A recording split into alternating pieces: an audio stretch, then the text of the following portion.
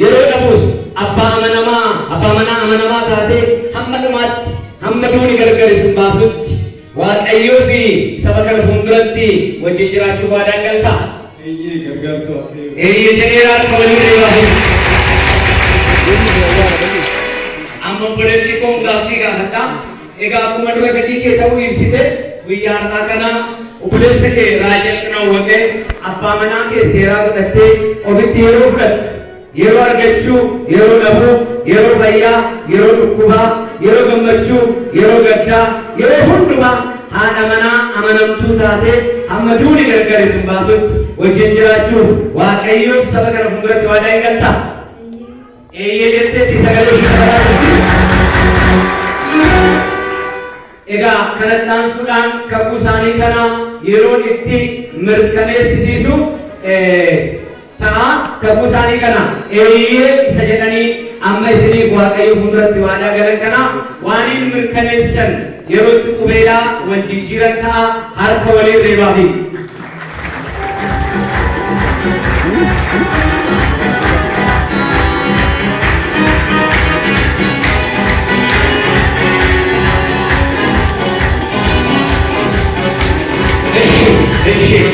Amma obboleessi kun gaaffii gaafadha.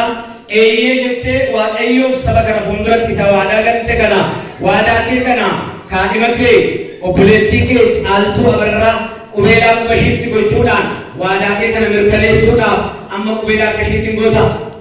Eeyyee qubeelicha ol fuudhee nutti agarsiisi.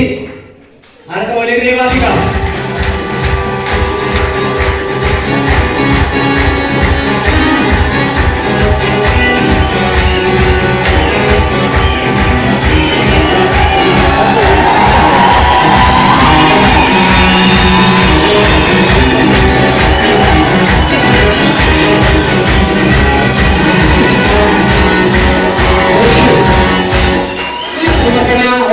Terus nanda hatta kadi make raja kena wakil kita sudah cuda waaqayyo saba kana fuulduratti akkuma waadaa galte amma immoo qubeelaa quba isaatti gochuudhaan waadaa kee ni mirkaneessita.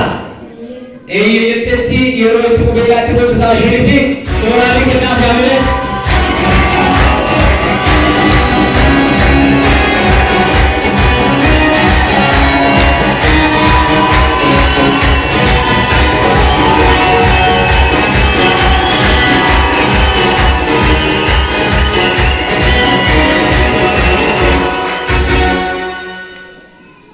Suudhaan baay'ee yeroo keenyaaf ariifachaa jirra waan ta'eef kanattaan suudhaan yeroo itti kakuu isaanii mallattoodhaan mirkaneessan ta'a.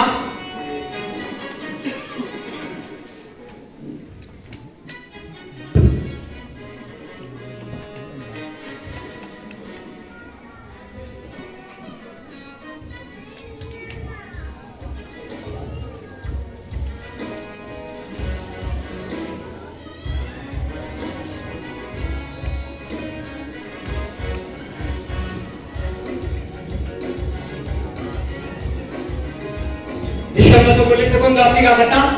Egaa akkuma kakuu kee qubeelaadhaan mirkaneessite amma immoo saba kanaa fi waaqayyo fuulduratti mallattoodhaan mirkaneessuudhaaf waadaa hin galtaa. Eeyyee waadaan gala jedheera gara mallattootti deema yeroo inni mallatteessu ta'a.